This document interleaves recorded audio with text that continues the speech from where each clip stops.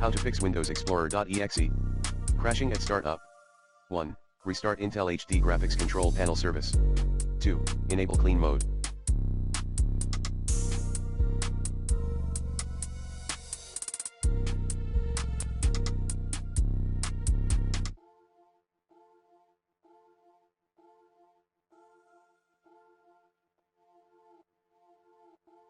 Three. Run Power Troubleshooter.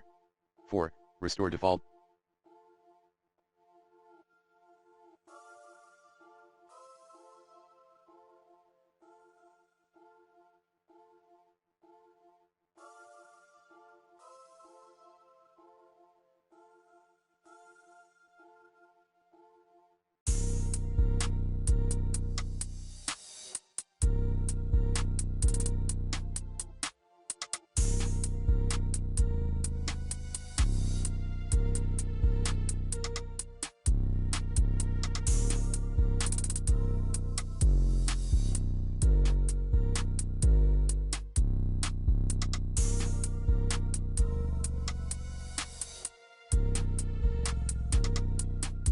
Power options.